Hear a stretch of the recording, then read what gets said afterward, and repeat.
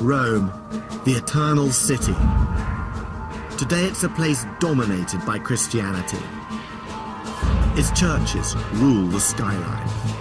Its faithful pack the streets. Every year, thousands upon thousands of pilgrims from across the world flock here to worship in the place that is truly the beating heart of the Catholic faith. For many, Rome's status as a holy city begins with Christianity.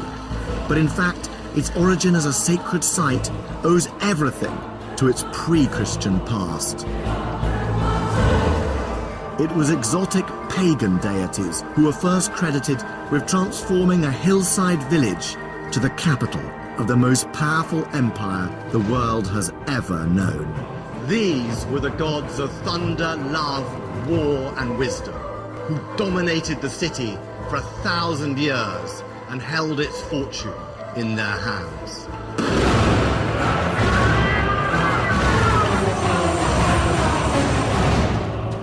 The very ground Rome was built on was considered sacred, from its temples to its sewers.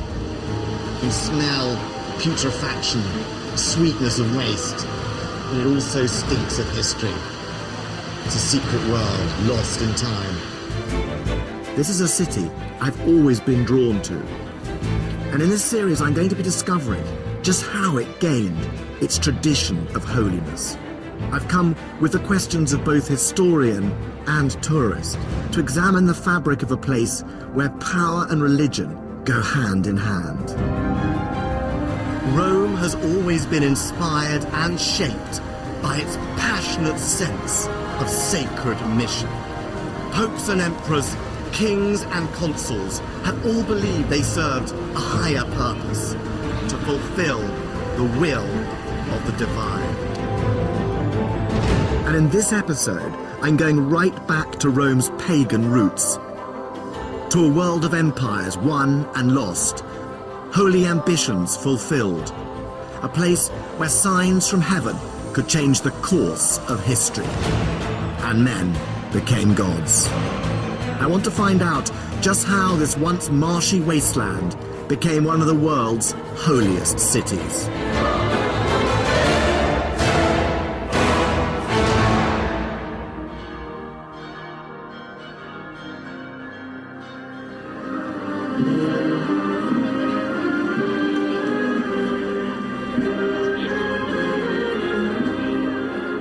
Every July, Rome celebrates one of its favorite festivals. It's a Catholic celebration in which a statue of the Virgin Mary gets a tour of Rome along the River Tiber. And she's off.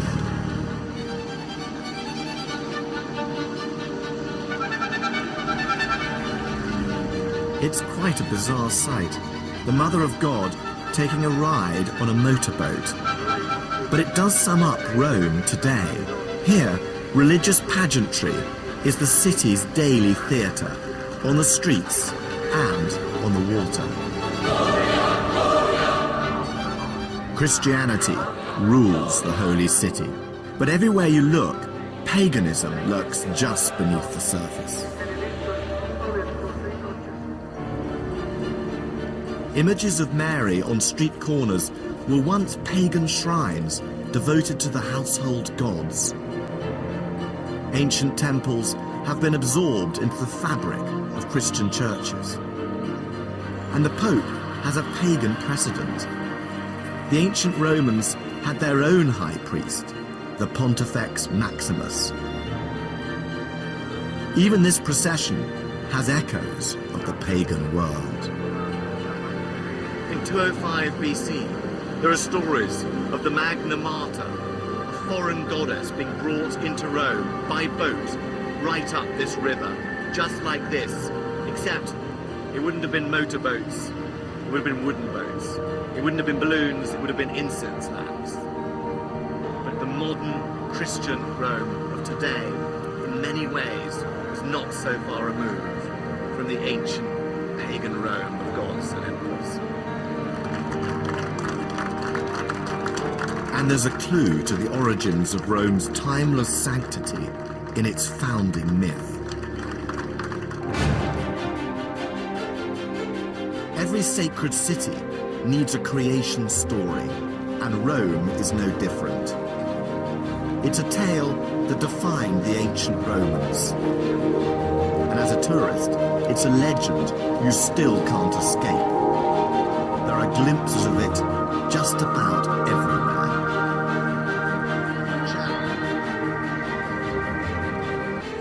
And here it is, two children suckling a she-wolf. It's a timeless vision of human dreams and nightmares. Lupine ferocity meets maternal nurture. But it sums up everything the Romans wanted to believe about themselves and their city's destiny. According to myth, Rome was founded in 753 BC by the twin brothers Romulus and Remus. Abandoned as babies, they were rescued by a she-wolf. And once adults, they decided to found a city. But it wasn't that simple. Being brothers, they soon fell out over where to build it. Romulus wanted to build it on the Palatine Hill. Remus wanted to build it on the neighboring Aventine Hill. And to make the right decision, they decided to consult the gods. Signs from heaven were sent to each brother in the form of vultures. Remus saw them first, 6 birds over the Aventine. But Romulus saw more, 12. Each brother claimed the gods favored him. It was a rivalry with fatal consequences. Romulus started to build walls around the Palatine to mark the boundaries of his new city. Remus mocked his brother by jumping over the half-built fortifications. It was a challenge, and Romulus answered it by killing his brother. The gods had spoken. It's a legend that reflects the Roman conviction that this was a city whose fate was divinely ordained. So the story of Rome begins with religious omens and murderous ambition. Power and religion, the essential ingredients of a holy city, then and now. Of course, the story is a legend. And the archaeology shows that Rome actually started as a patchwork of small farms on the 7 hills overlooking the River Tiber. Between the hills, there were marshy valleys where the local people buried their dead. And sometime in the 8th century BC, 2 villages that stood on the hills, the Palatine and the Quirinal, merged into one settlement. But there is one element in the Romulus and Remus story that does seem to have a basis in historical fact. And that is, right from the beginning, Rome was surrounded by a boundary that was of enormous importance. It marked Rome out as a sacred city. This boundary was known as the Pomerium, and Romans thought it originally followed the line ploughed by Romulus around the city. But it wasn't just about marking out territory. Much more significantly, the Romans believed the land within it enjoyed divine protection. This gateway, known as the Arch of Dolabella, was built on the line of the Pomerium. And to keep the gods happy, there were strict rules dictating behavior within Rome's sacred confines. So, on this side of the arch, I'm outside the city, where the Romans believed you could bury your dead or make war. But as I walk through the archway, I enter Rome. Rome begins here, and everything is sacred. So if I was a soldier, for example, I would have to leave my arms outside the gate. Generals could not build military camps here. The Romans believed that to break these rules was sacrilege.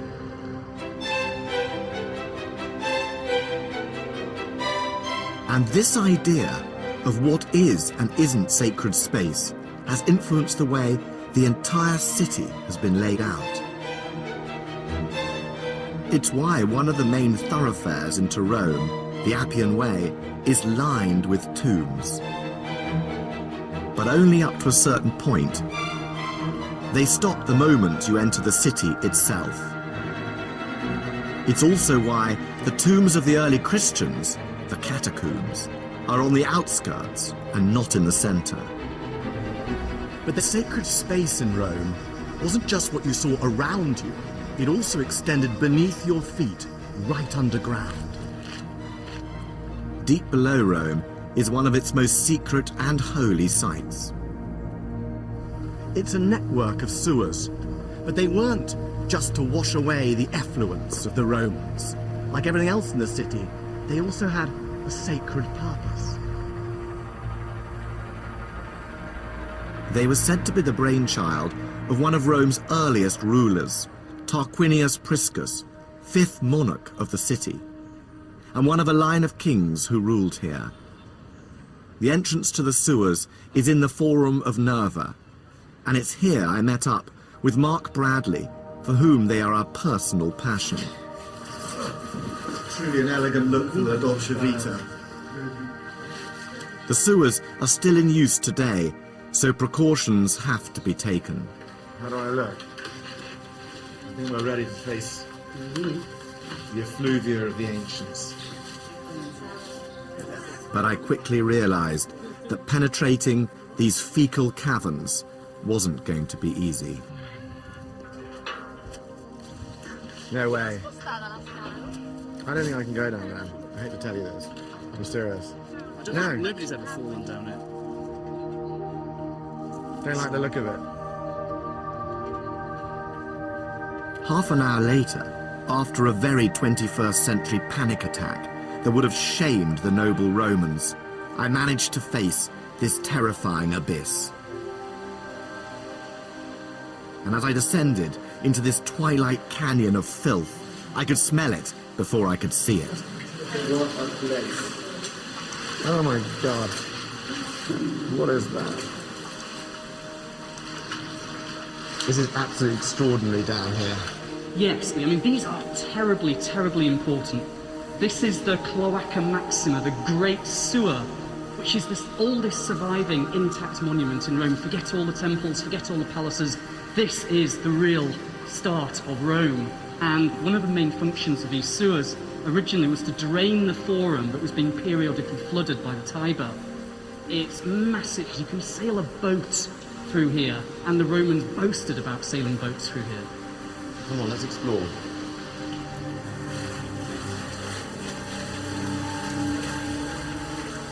This extraordinary sanitation system was built right back in the 6th century BC, and its tunnels stretch for miles and miles.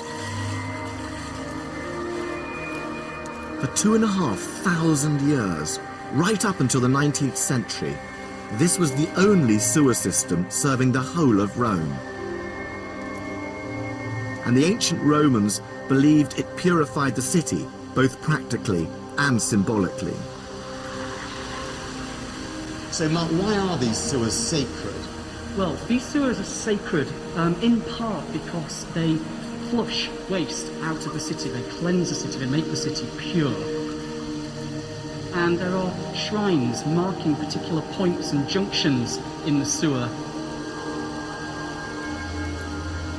There's a very long-standing tradition in the history of Rome where unwanted elements of society, so criminals, deposed tyrants, even Christian martyrs, would be cast down here symbolically to be flushed out of the city.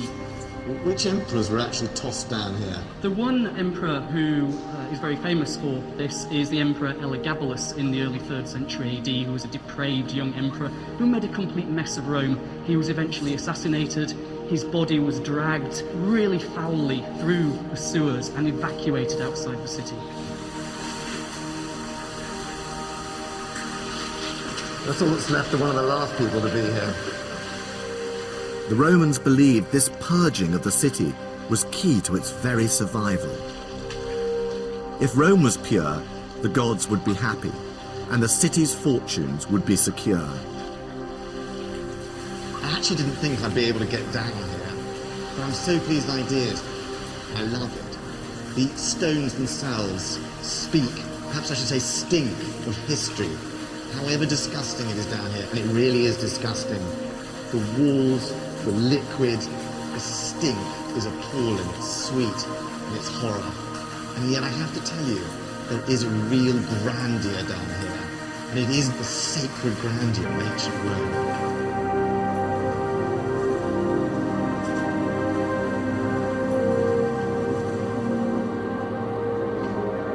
This splendid subterranean world has shown me that right from its inception, Rome was regarded as a holy city, above and even below the surface. Oh my God, how lovely. Sunlight, air.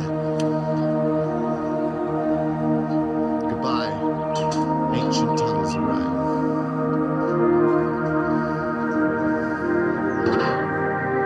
The sewers are one of Rome's best-kept secrets. But they have an unexpected link to one of the city's most popular tourist destinations that might not please the thousands of people who come here. The famous Bocca della Verità, the mouth of truth, has been linked since the Middle Ages to a tradition that if an unfaithful lover put his or her hand in the mouth, it would be bitten off. In Roman times, it wasn't a good idea to put your hand in that hole, whether you were faithful or not.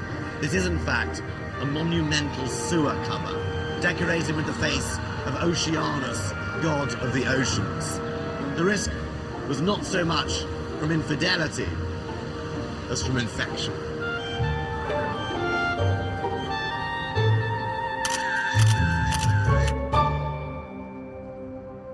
The concept of Rome as a holy city was present from the beginning. And it not only shaped how the Romans designed their city, it also influenced every political decision its rulers made.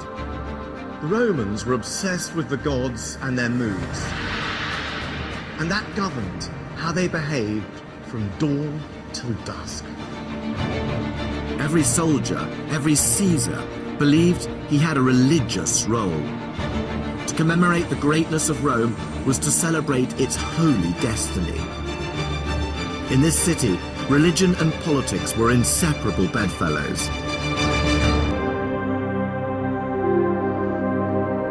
Nowhere is this marriage of sacred and secular more blatant than here, at the Forum, the heart of pagan Rome. It was first built in the 6th century BC as a civic centre, after the sewers were established and the land drained. And for 1,000 years, it was the centre of Roman public life. Here speeches were given, criminals were tried, laws were made, and temple after temple was raised to the glory of the gods of Rome.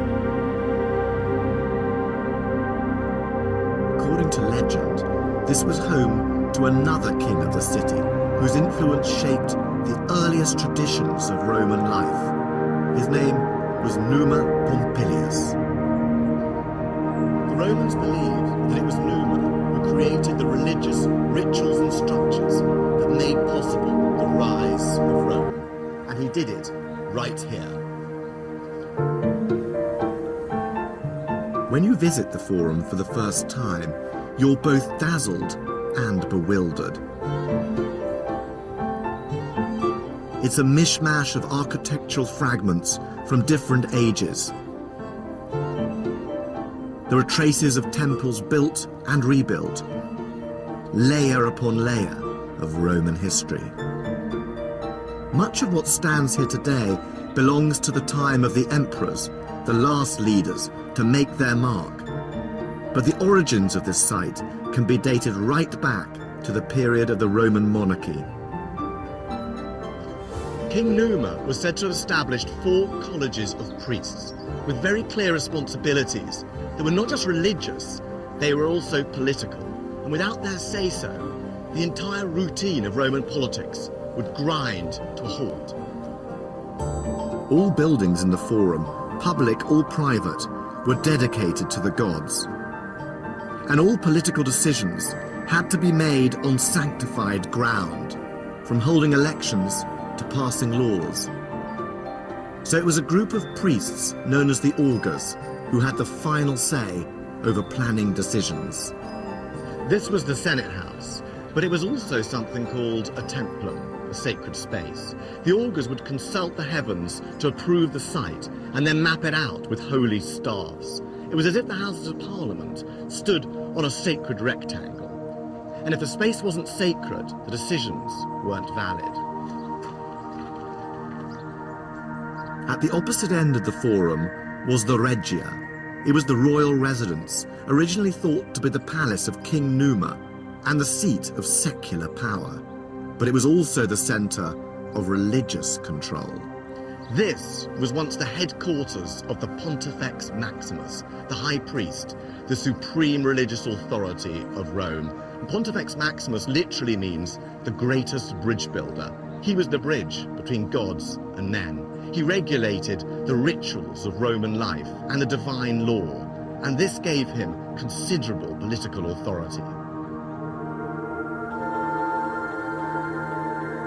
But he was also master of the Vestal Virgins, and right next door to his headquarters was their house and temple. The Virgins were priestesses of Vesta, the goddess of the hearth and home, who had a special link to the fortunes of the entire city. The Vestal Virgins were chosen at the age of 6 for their moral and physical perfection. Their task was to tend the sacred flame of the sacred hearth of the city, and the Romans believed that if the fire went out, the city itself would fall. The whole forum was a place where religious practice ensured Rome's political decisions had divine backing.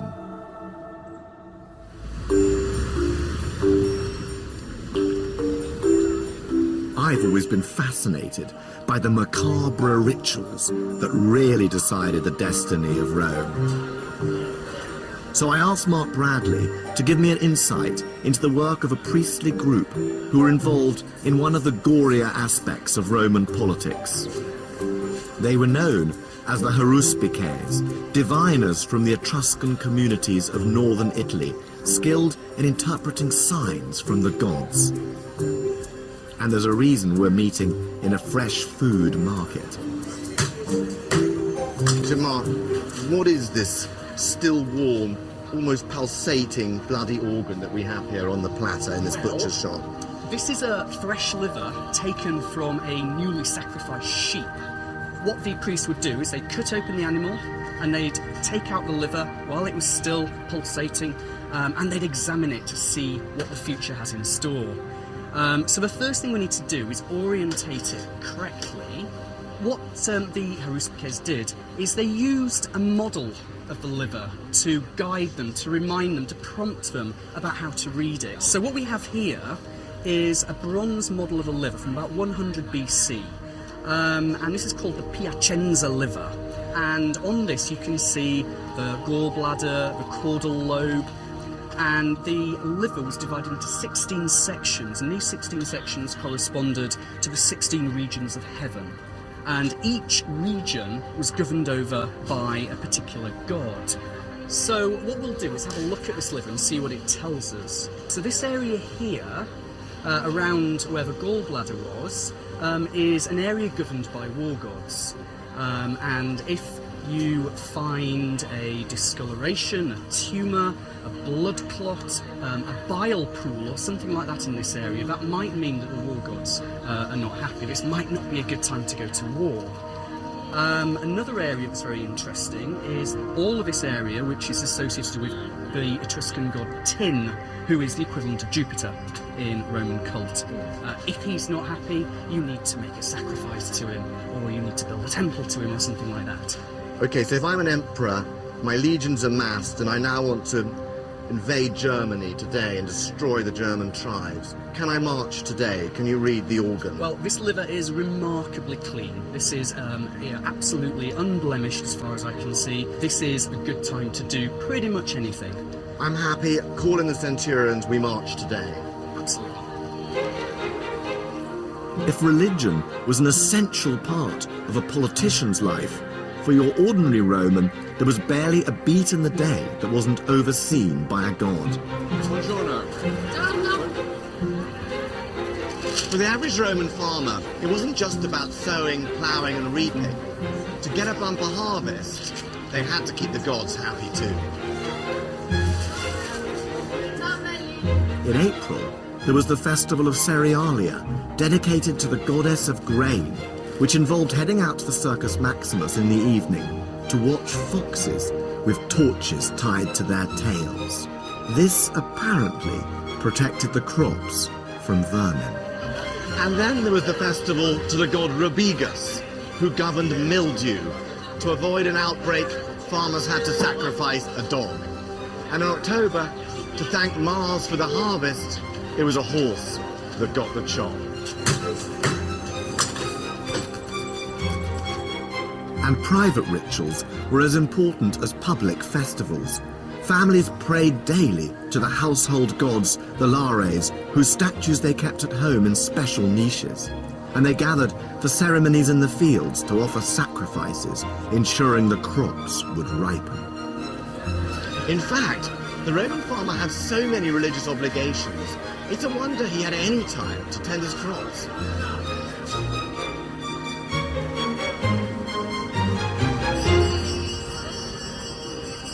The religious structures and practices said to have been established by King Numa largely formed the basis of Roman religion for the entire first millennium of Rome.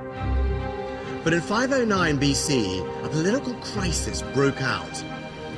A group of aristocrats rebelled against the king, Tarquin the Proud. They overthrew him and established a new political system. Rome would no longer be ruled by one man, but by the Senate, an assembly of its leading citizens. The Roman Republic was born. But whatever ideas drove the change, religion remained at the heart of the new regime. Indeed, the more successful Rome became, the more sacred the city.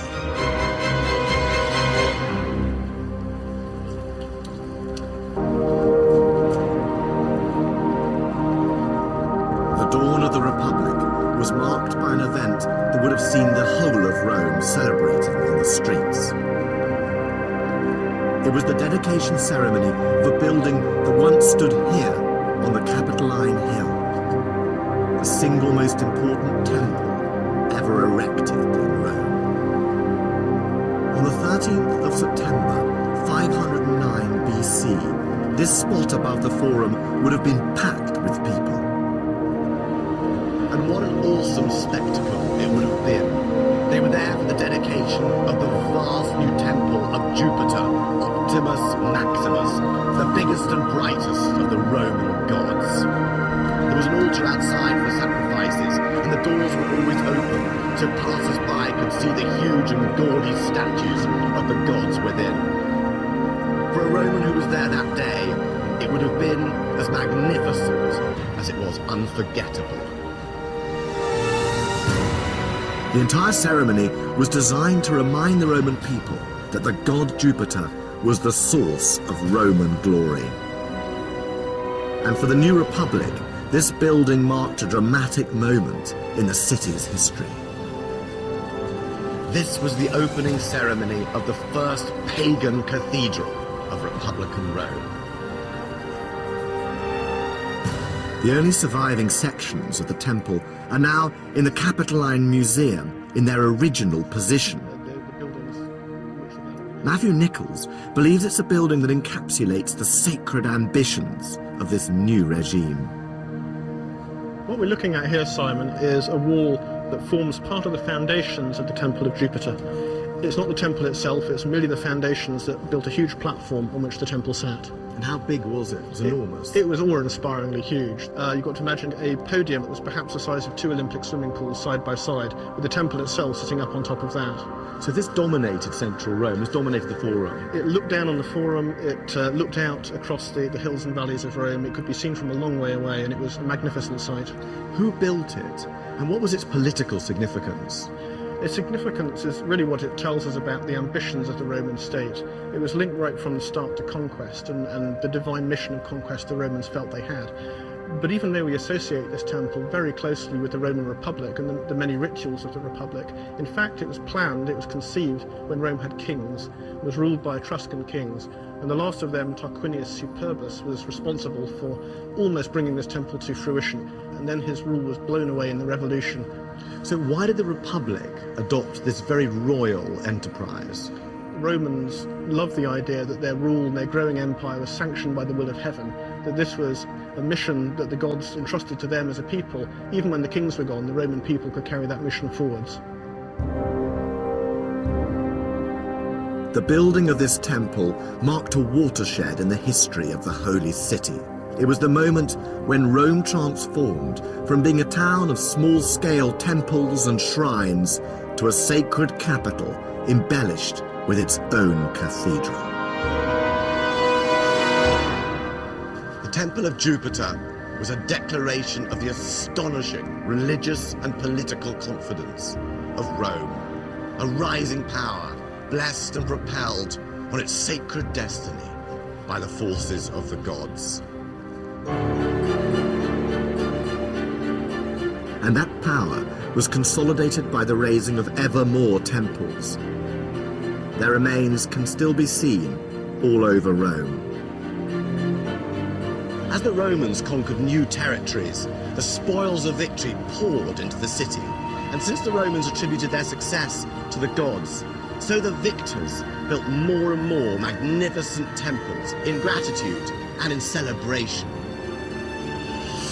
Gradually, the geography of the Holy City began to resemble a map of Rome's ever-increasing empire. And nowhere was Rome's acknowledgement of the gods clearer than in one of the city's most colourful military ceremonies. When a general returned from a victorious war, the Senate voted him something called a triumph, a parade through the city. He rode in his chariot, followed by his army, by wagons heaped with booty, and by his shackled prisoners. And he ended up right here at the Via Sacra, the sacred way, the most important street in the Roman Forum. Imagine the excitement. The general wearing purple and gold, his face painted scarlet. He was dressed as Jupiter for a day, but in case the glory went to his head, a slave rode behind him in his chariot, whispering, "Remember, you are only mortal." His procession ended, of course, at the Capitol and the Temple of Jupiter, where he laid laurels at the feet of the giant statue of the god. At that moment, there'd be no doubt in any Roman's mind that the gods were responsible for the city's fortunes.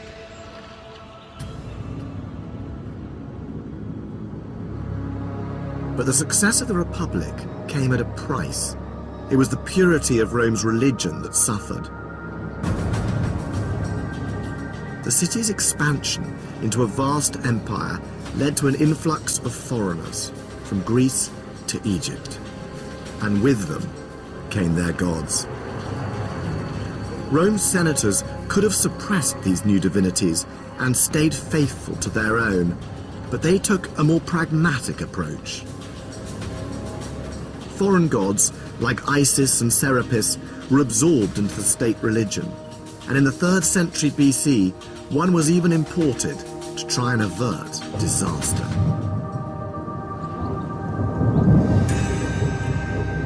In 205 BC, Rome faced one of its gravest crises. For almost a century, the city was engaged in a power struggle for control of the Mediterranean. Its enemy was Carthage, led by the brilliant commander Hannibal. And it was a threat that led to the introduction of one of the most flamboyant and exotic new goddesses to the city, just in the nick of time. Rome's very existence was in peril.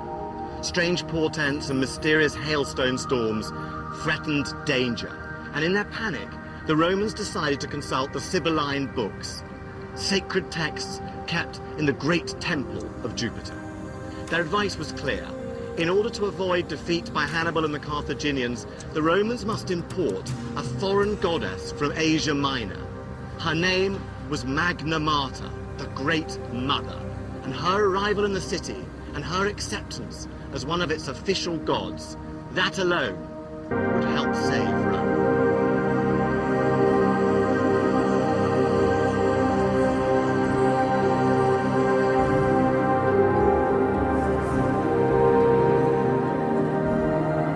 The Roman historian Livy wrote a vivid description of her arrival in the city.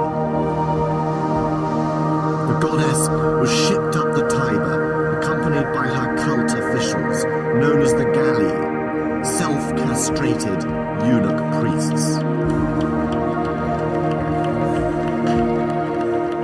And when she arrived at the river's bank, she was borne through the city, passed from hand to hand.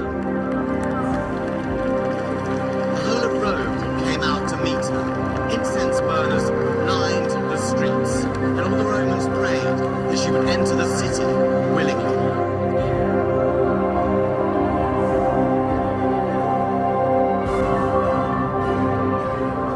It seems Rome hasn't changed as much as you might think.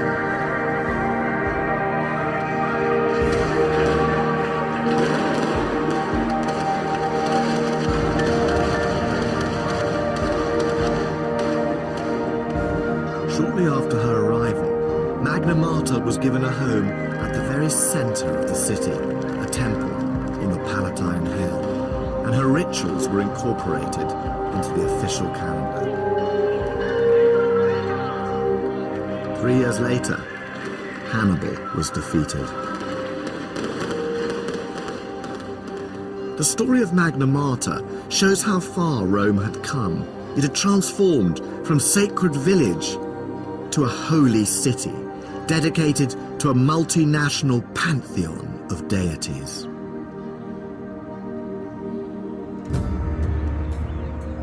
But in the 1st century BC, 700 years after its foundation, the whole city was to become a shrine not just to the gods, but to a man, and one man in particular. It was an innovation that had its roots in the rule of one of Rome's most outstanding leaders, Julius Caesar. Caesar's rise to power came at a time when violence, cynicism, and corruption had taken hold of the holy city. As the empire grew, the struggle for control became more and more vicious, and religion was ripe for exploitation. Portents from heaven were interpreted to justify decisions. Omens and oracles were invented for political advantage. And in this world, one man stood out.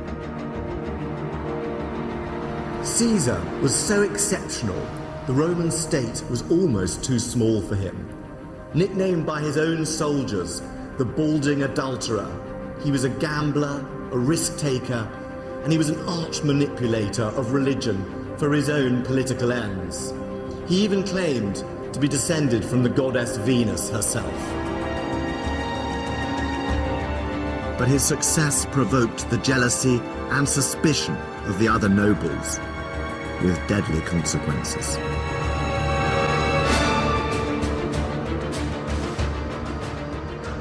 This little-known square is the closest you can get to the spot where Caesar was murdered. In the 1st century BC, these ruins were temples. And on the Ides of March 44 BC, Caesar was passing here when he was stabbed by a group of conspirators. At first, he fought back, but when he saw among the assassins was Brutus, his mistress's son whom he adored, he gave up. His murder was meant to save the Republic, but in fact, it just accelerated the end of the dream. With Caesar's successors, Rome would no longer be ruled by the Senate as a republic, but by a single ruler as an autocracy. And with this new political order came an innovation in Roman religion, which would once again have a huge physical impact on the holy city and on the daily lives of the ordinary people who lived here. The emperor wouldn't just be the most powerful political leader in the Western world. He was about to become the son of a god.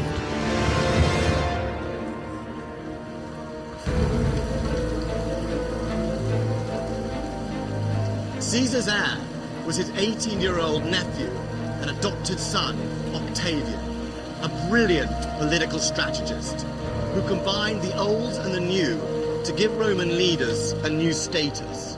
They were no longer just generals and priests. They could also be gods. After Caesar's death, Rome was thrown into chaos, and a fight for power ripped the city apart.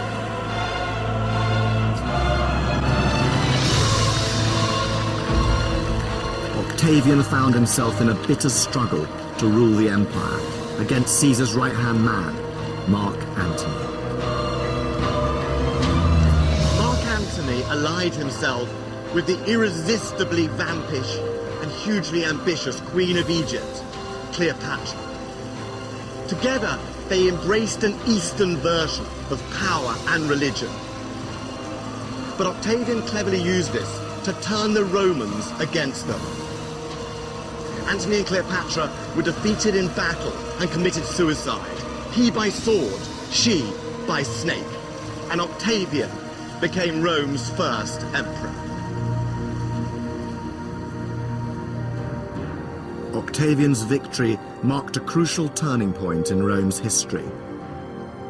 Under his regime, it became the most magnificent and sacred capital of the Western world. Romans began to call it the Eternal City. And Octavian had similarly grand ideas about his own status. When Octavian became emperor, he adopted a new name for his new role, Augustus Caesar. Augustus means consecrated by the augurs. It was a name that evoked the favor of the gods and the auspices that marked the founding of Rome.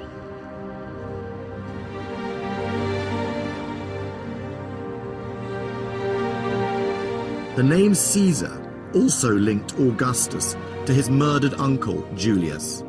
And very early on, he had a temple built here in the Forum, in his uncle's honor. It doesn't look like much now, but this once dominated the entire south side of the Forum. Before it was built, this was where they brought Julius Caesar's body after his assassination, and it was here that they cremated him before huge crowds. The temple marks a major change in Roman religion. This is when they started to treat their rulers not as men, but as gods. On the 1st of January 42 BC, the Senate passed an unprecedented decree. They declared Julius Caesar divine.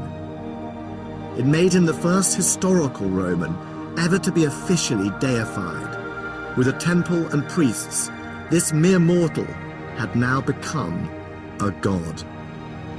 And if Julius Caesar was a god, then his adopted son Augustus had a new title, Divi Filius, son of a god.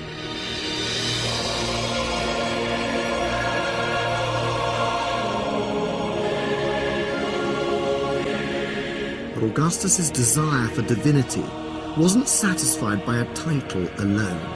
He spent the next 4 decades taking steps which gradually tied Roman religion not just to the city of Rome, but to a single person, the emperor. And he did it through a vigorous program of rebuilding and religious renewal. He reinstated ancient religious festivals, rebuilt crumbling temples, filled vacant priesthoods. He claimed he was restoring Rome's ancient past to please the gods. What he was really doing was making Rome his own. Augustus subtly co-opted new powers, taking on the mantle of all the major priesthoods in Rome, culminating in 12 BC when he declared himself Pontifex Maximus. 5 years later, he divided the city into new districts.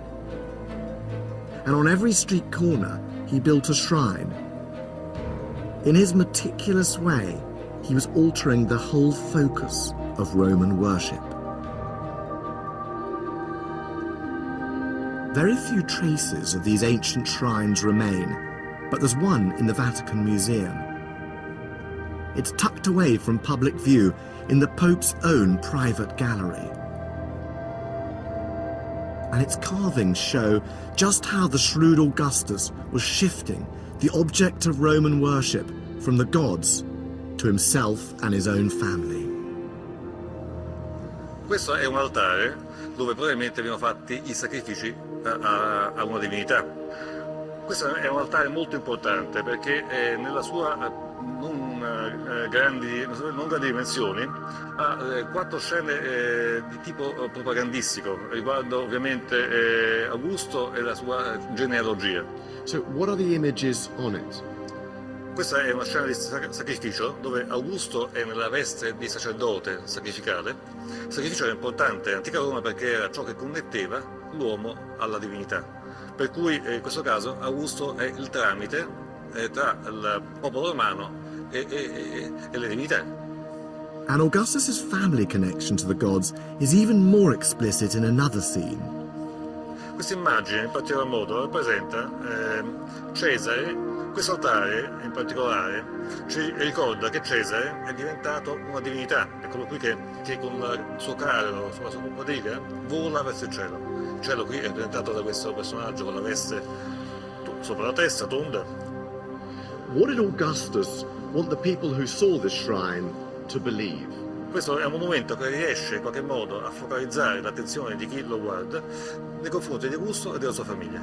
Augusto, più di altri, meglio di altri, ha usato la religione per spiegare, diciamo così, al popolo il suo potere. E questo passaggio dallo stato terreno allo stato divino. Questo serve perché la gente, il popolo comune, dia ad Augusto una sorta di velata divinità. By putting images of his deified ancestors on shrines all over Rome and encouraging sacrifices to them, Augustus was making a bold statement. Augustus was inviting all ordinary Romans to take part in the creation of a new imperial mythology. The city of Rome was being indelibly stamped with the divine claims of one family, one ruler. And Augustus set the tone for the emperors who came after him. During his life, he was the sole religious authority in Rome. And on his death, by vote of the Senate, he too was declared a god.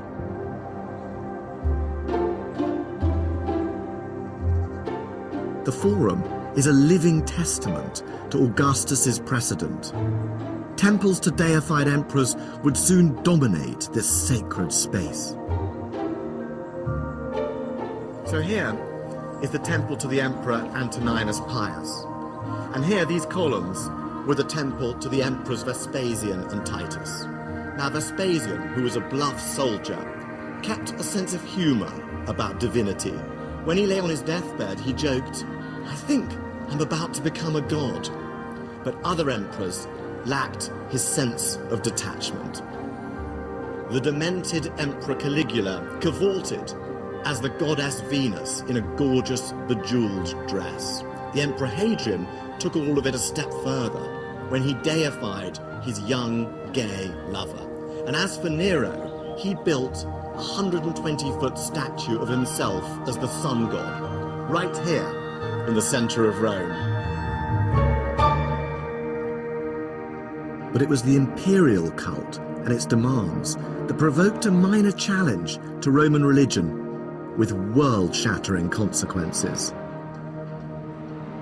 A new generation of foreign sects was starting to gain popularity in the city, and one in particular showed resistance to this worship of emperors.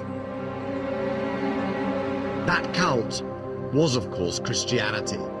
And 300 years after its emergence, it would entirely reshape the city of Rome. The pagan temples would be converted into churches, leaving the Roman gods to crumble into dust.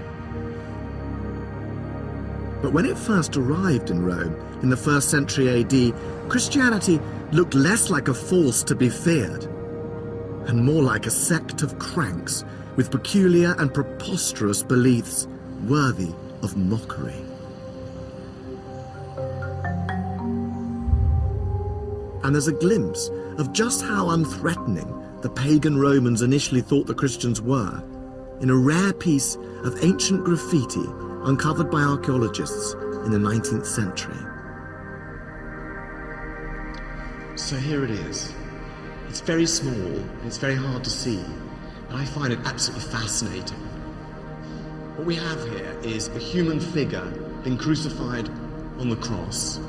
What's bizarre about it is that the person being crucified has the head of a donkey. There's a figure apparently worshipping beside the cross, hand raised, possibly a soldier. And underneath it says, Alex Amenos worships his God. Now what's remarkable about this is it's the first ever representation of the crucifixion in history. What's interesting is that it's clearly not by a Christian at all, but by a pagan Roman. The graffiti dates from between the 1st and 3rd centuries AD, and at that time, the symbol of the cross wasn't something the Christians were proud of. Crucifixion was a shameful death, the method of execution for the lowest criminals, like showing someone today with a noose around their neck. And in the earliest Christian art, the cross doesn't appear at all. So this pagan graffiti artist is deliberately mocking and insulting Christian worshippers. To show Jesus with a donkey's head is the cruelest cut of all. And donkey worship wasn't the only tittle-tattle circulating about the Christians. They were also rumoured to practice magic, indulge in ritual cannibalism, and even incest. It was all good gossip for the Roman on the street. But within 200 years, rumour had turned to concern, as Rome's elite realised this new sect was persistent and potentially dangerous. The Christians were well organised. They recruited thousands of new followers. But worst of all, they refused to take part in the Roman state religion, claiming that they worshipped only one god. They were beginning to look less like a bunch of harmless and superstitious eccentrics, and more like a movement of defiant subversives who could no longer be controlled. The Roman elite had in the past tolerated foreign gods, but they were always clear that whatever people's private beliefs, public loyalty to Roman religion came first. After all, the fortunes of the city were at the mercy of the pagan gods. Snub them, and the consequences could be catastrophic. So if a group like the Christians failed to pay due respect, how would the gods react? The fate of the city and its empire hung in the balance. And in the 3rd century, it seemed as if their fears were justified. The Roman Empire was beset by invasion, civil war, and economic depression.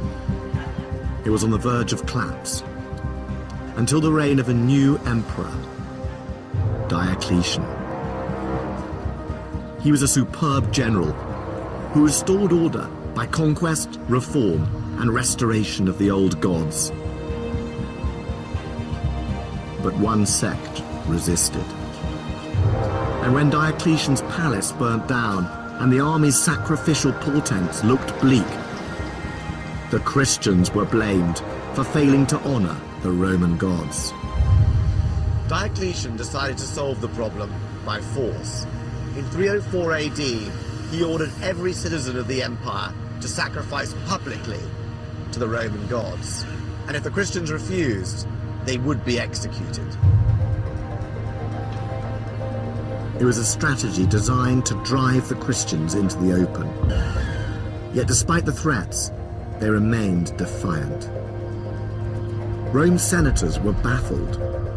Why would anyone risk their lives for this upstart cult whose founder died a criminal's death in a Roman outpost, when the pagan gods had delivered the riches of empire?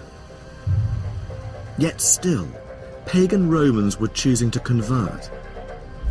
And here, in the suburbs of Rome, there's a fascinating clue as to why. This is the catacomb of Priscilla, where Christians were buried in the first centuries of the church. And it's one of the few places in Rome that they've left their mark. The walls are covered by their paintings. And there's one that gives an insight into just why pagan Romans were choosing to face execution for this new Christian god. So here it is.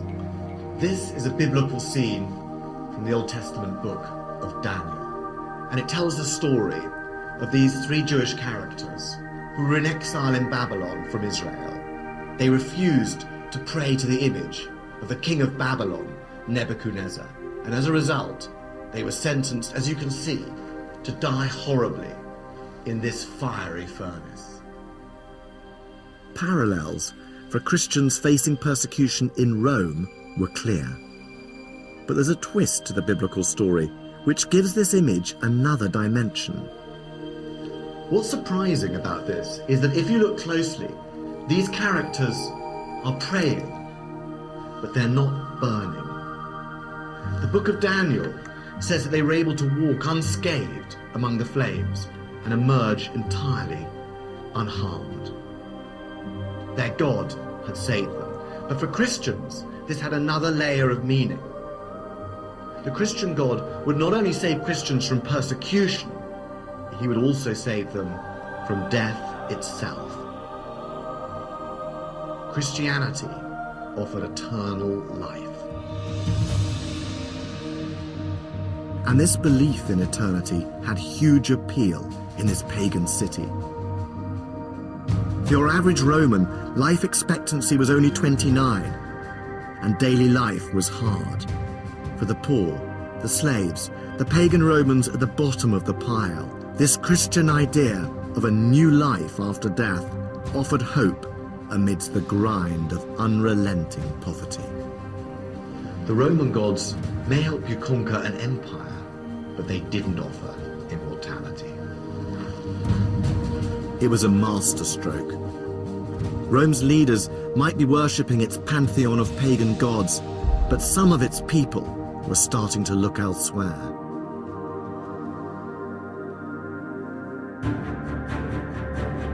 Ancient Rome has always been a symbol of secular power. But you can't understand the might of this city without also grasping the sacred beliefs of the Romans themselves. Right through its history, Rome's greatness was inextricably linked to its sacred mission.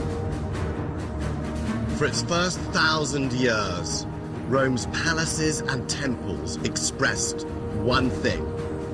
This was a holy city, blessed by the gods to rule the world. But all that was to change. A new god was about to take Rome.